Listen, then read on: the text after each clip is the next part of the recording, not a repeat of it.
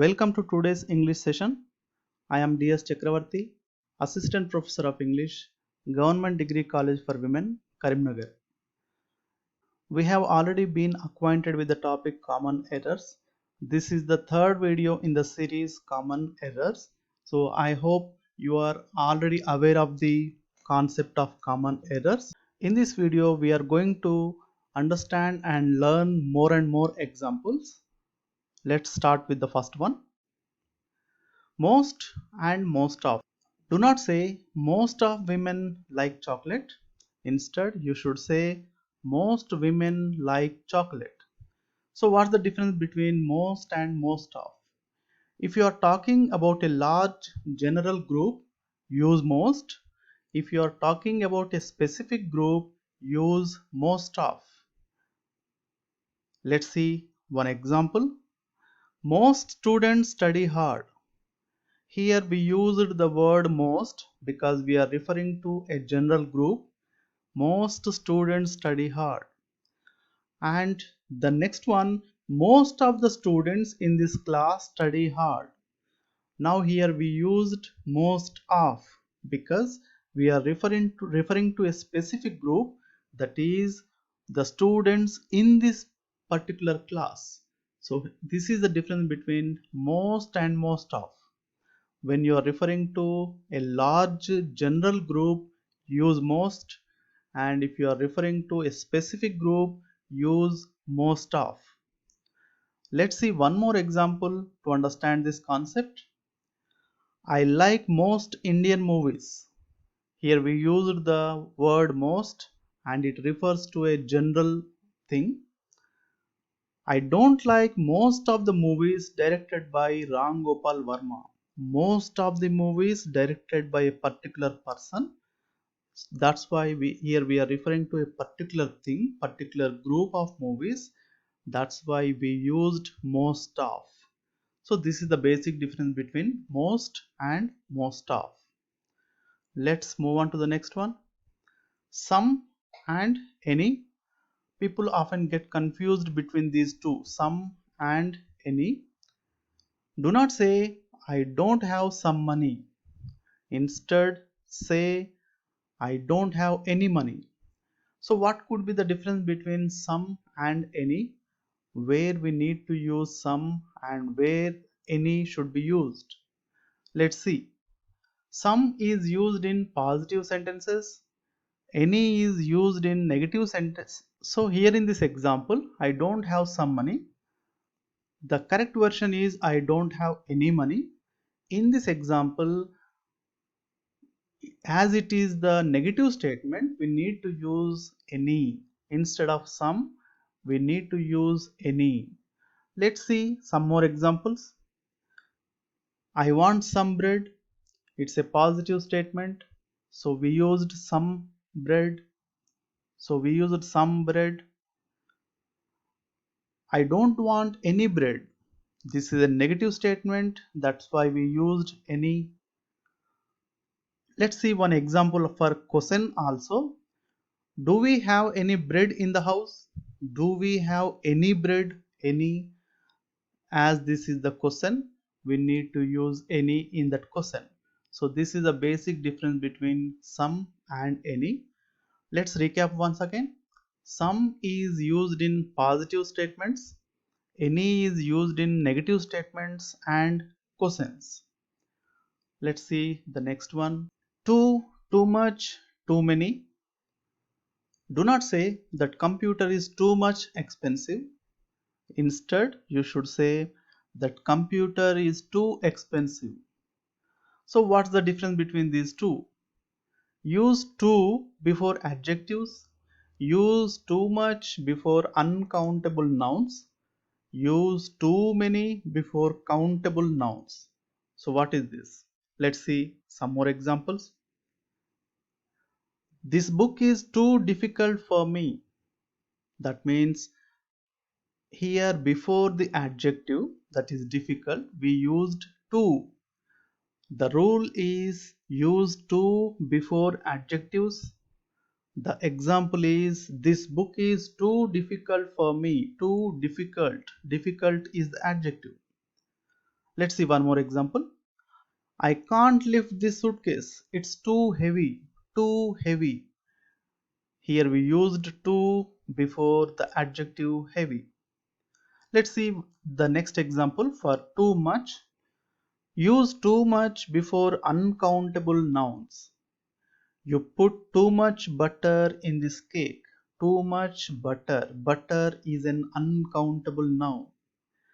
I have too much homework. I have too much homework. Homework is uncountable. And the last rule where we need to use too many. Too many should be used before countable nouns. Let's see examples. I have too many things to do. Too many things to do. Things, it's a plural. As it is a plural, we can understand that it is a countable noun. One more example. There are too many people in this bar.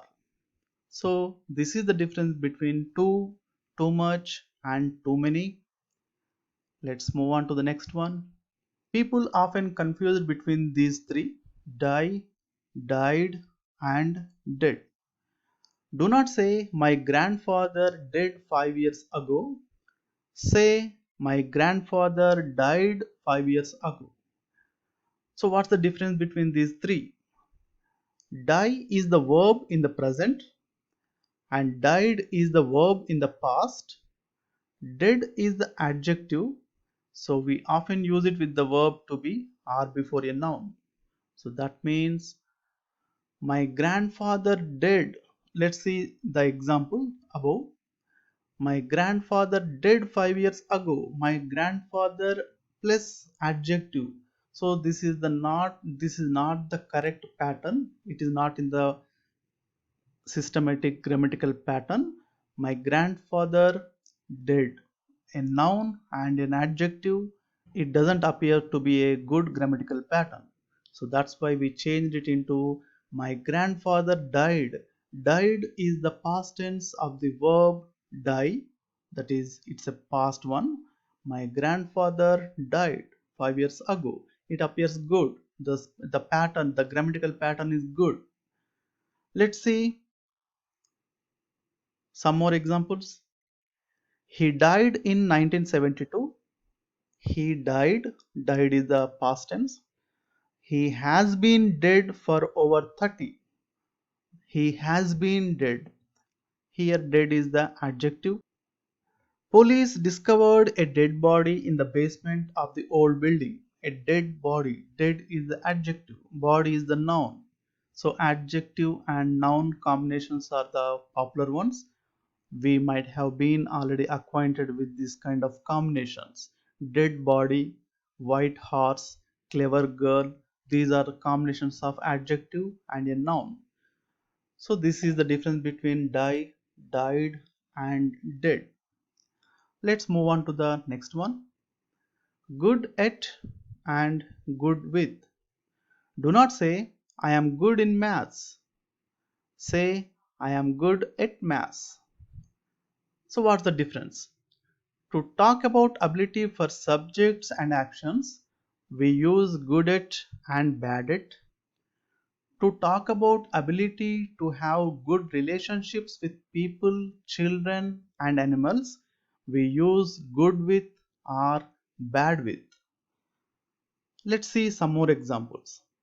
See, the difference is good at and good with. For good at, we use good at for subjects and actions, our ability for subjects and actions. Like, I am good at skiing. I am bad at snowboarding. He is good at history. He is bad at biology. So these all sentences are discussing about a person's ability for subjects and actions. And let's see what is good with. It deals with the ability to have a good relationship with people, children, and animals. Let's see some more examples to understand it better. She is an excellent salesperson. She is very good with people. Here we are talking about people. So the rule says whenever you are they are referring to people, you need to use good with. That's why we are using good with. I wanted to be a veterinarian because I have always been good with animals. Good with animals. So, whenever there is a reference to people, children, or animals, we need to use good with. The next one, of, from. Do not say this wine is of Italy. You should say this wine is from Italy. So, what's the difference? Of is used for possession, who does it belong to. From is used for origin, where did it come from. So this is the difference between of and from. One indicates the possession and the other indicates the origin. Let's see some more examples.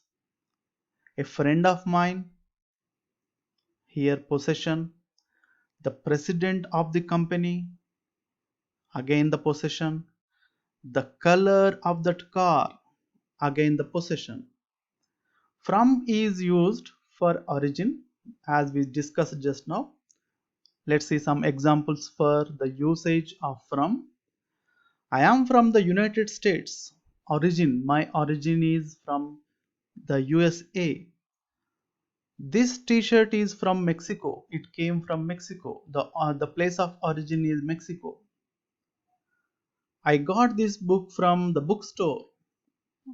Now I got it from the bookstore. So this is the basic difference between of and from. The next one, about time. Do not say it's 7:15 o'clock. You should say it's 7:15. Do not say it's 7:30. Say it's 7:30 or it's 7:30. O'clock is used with times that are exactly on the hour. That means if it is 7, exactly 7, then we can say 7 o'clock. If it is exactly 9, then we can say 9 o'clock. But we cannot use o'clock for 7:30, 7:45 or 7:15. So this is to be remembered. Now the next one, that is little and small. Do not say I have a small experience in marketing. You should say I have a little experience in marketing. So what's the difference between these two, little and small? Small is only used for physical size. Little can be used for amount, size with an emotional expression. Let's see some examples to understand it better. Small, a small apartment, a small laptop, we can say. And for little, it indicates amount or size with an emotional expression. In two instances, we use little, that is for amount, and the second one is size with an emotional expression. Let's see some more examples. For amount, I am very afraid, I am a little afraid, little afraid. And size with emotional expression, look at that cute little dog. Actually, little dog, we can use a big dog, huge dog, but here it indicates size with emotional expression. So we are using the word little. Look at that cute little dog. Or sympathy. That poor little girl has no mother or father. Poor little girl. Or it can also indicate dislike. I don't want to go to her stupid little party. Little party. So this is all about little and small. Now next one, I, me. Do not say Dan and me went to the beach. Say Dan and I went to the beach. Do not say my mom gave presents to my brother and I. You should say my mom gave presents to my brother and me. The difference between I and me is the difference between a subject and an object. If you can understand the difference between a subject and an object, you won't do any kind of mistakes regarding I and me. A subject is the person that does the action in the sentence. Who does the action? He is the doer. Examples: I, you, he, she, we, they. He is the doer of the action. And an object is the person that receives the action in the sentence, like me, you, him, her, us, them. So if you can understand if the person is the doer or the receiver, you can understand whether you need to use I or me. That's the secret behind using I and me. Now the next one, 7 and 7th.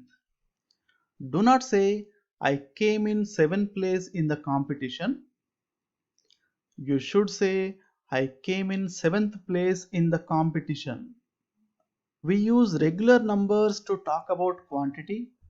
We use ordinal numbers to talk about position in a list. What are regular numbers and what are ordinal numbers? Regular numbers are 1, 2, 3, 4, 5, and ordinal numbers are first, second, third, fourth, fifth.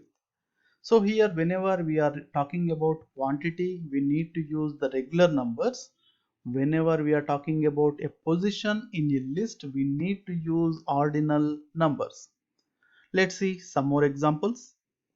There are 11 people on our soccer team. 11 people. Just we are discussing about quantity. We are referring to the quantity. That's why we used a regular number, that is 11. Our team was the 11th best in the state. 11th best. That means it's a list. And as this is the list, we need to use the ordinal number, that is 11. The next one, advise and advise. Maybe the pronunciation is same but the spelling is different. We need to focus on the spelling. Do not say I advise you to see a doctor. You should say I advise you to see a doctor. Advise with C is a noun. Advise S is a verb. As advise with S is a verb, it has present tense, past tense and past participle. That means it has three forms: V1, V2, V3. That is advise with S, advised, advised.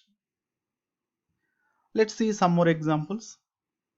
He gave me good advice about the situation. Good advice, advice with C. Good advice, adjective plus noun. And let's see some examples as a verb. That means advise with yes. My father advised me not to talk to strangers. My father advised me not to talk to strangers. Here we can see the past tense of the verb advise, that is advised. So this is the basic difference between advise and advise, one with C and the other with S. Let's move on to the next one. How what? Do not say how is the weather like in your country. Say what is the weather like in your country, or how is the weather in your country. You can say either how is or what is like, but don't mix them. So this is the simplest one. We need to follow a pattern. Now the next one, will and would. Do not say I will like to have a beer right now. Say I would like to have a beer right now. I would like is a polite way to express a desire. I will like is not commonly used, but it is a way to predict enjoyment. Next one, near and close. Do not say my house is near to the beach. You should say my house is near the beach or my house is close to the beach. Near and close to are the same, but don't mix them and say near to. That means you need to follow any one pattern. Either you can use near or close to, but you cannot combine them and create a new one like near to. That's a wrong way of expression.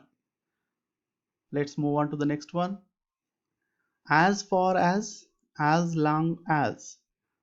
Do not say, as long as I know, Dana is single. You should say, as far as I know, Dana is single. Use as long as for time requirement. Use as far as for degree or distance, opinion to limit your statement. Let's see some more examples. As long as for time. I will stay with you as long as you want. I will stay with you as long as you want. Next one, requirement. You can go to the party as long as you are back by 11. You can go to the party, but you need to return before 11. Now, as far as for degree or distance, I will walk with you as far as the corner. It's a physical distance that can be measured. You can use in that context while referring to a physical distance. The next one is opinion. As far as I am concerned, he owes me an apology. This is my opinion. According to my opinion, he owes me an apology. To limit your statement, as far as I know, Barry has never been outside the country. So you are limiting your statement. This is the basic difference between as far as long as. Now let's move on to the next one, that is pick up. Do not say, my sister's flight gets in at 3 and I need to pick up her from the airport. You should say, my sister's flight gets in at 3 and I need to pick her up from the airport.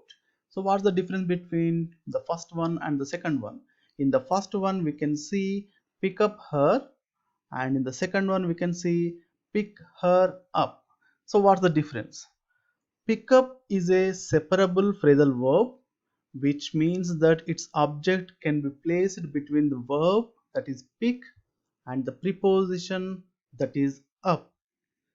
So we can use I need to pick up Carla, I need to pick Carla up. Let's move on to the next one, that is can and able to. Do not say, after 2 more years of study I will can speak English fluently. Instead, you should say, after 2 more years of study I will be able to speak English fluently. So what's the difference between these two? Can cannot be used after will. We have only two options, will be able to or will not be able to, and we cannot combine will and can, and we cannot place them side by side in a sentence. The only two options you have are, if you want to provide a positive statement, you can use will be able to, that is, I will be able to speak English fluently in the future. And if you want to provide a negative statement, you can use will not be able to. That means I will not be able to English fluently in the future. So these are the two options you can have. The next one, silent and quiet. Do not say she is very silent. Instead, you should say she is very quiet. Quiet means very little noise, and silent means no noise. Absolutely no noise is called silently. Quiet means very little noise. When describing someone's personality, use quiet. Also, a person can talk quietly. That means speaking in a low voice, not very loud. Similar, that is whispering, but not talk silently. Nobody can talk silently. People can talk quietly, but people can't talk silently, because silent means no noise, absolutely no sound. Next one, beside, besides. Do not say Chris sat down beside Paul. You should say Chris sat down beside Paul or Chris sat down next to Paul.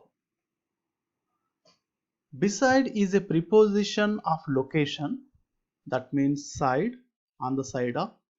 It means next to or on the side of. In Telugu we can use the word pakkana. Besides is an adverb that means in addition to. So this is the basic difference between beside and besides. Let's see some examples to understand it better. There is a printer beside the computer. There is a printer beside the computer. By the side of the computer, there is a printer. Where are the scissors? Scissors are beside the markers. Where are the scissors? The location of the scissors. They are beside the markers. Markers pakkana unnai. Besides being expensive, that car is ugly.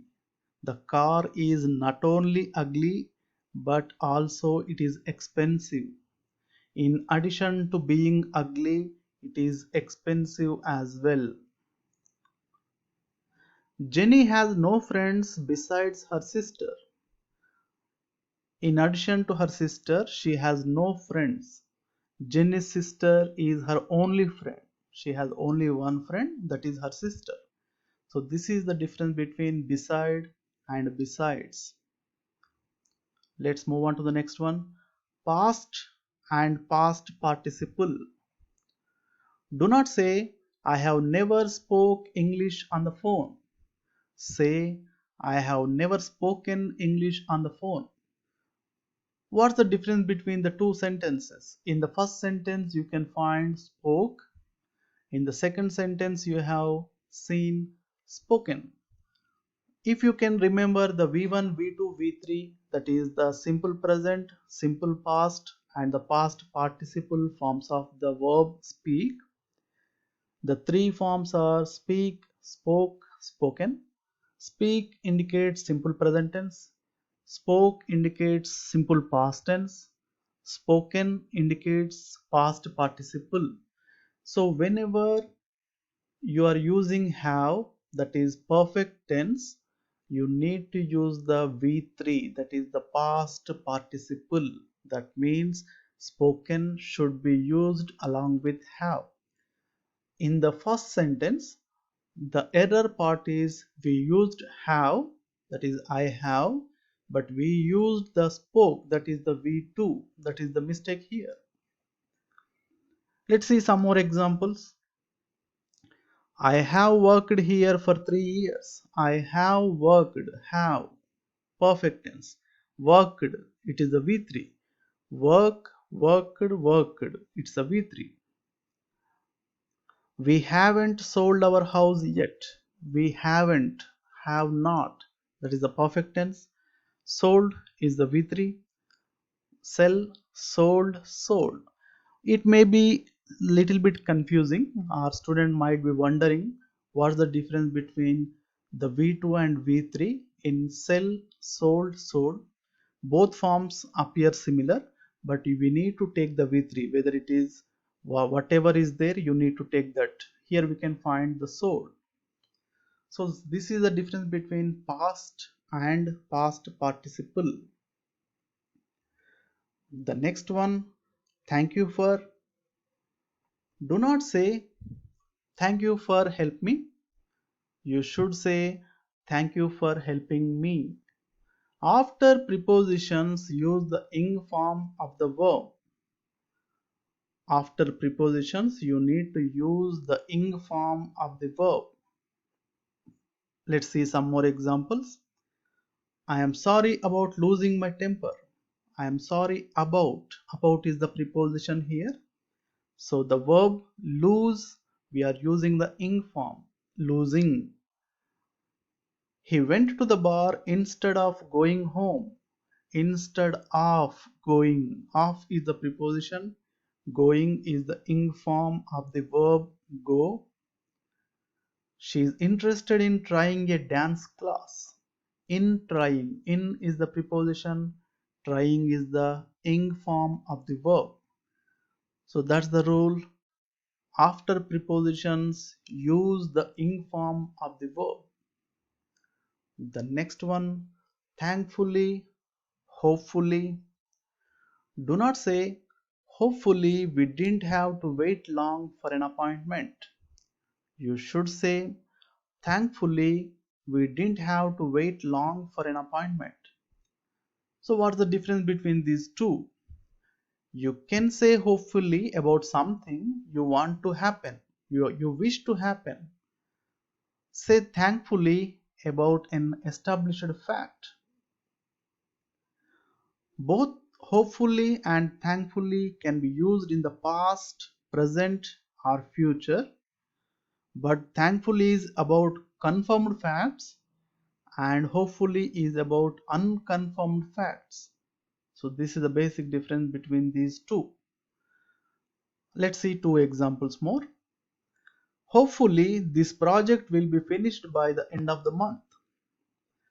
The meaning is I am not sure if it will be finished by the end of the month or not, but I want it to happen.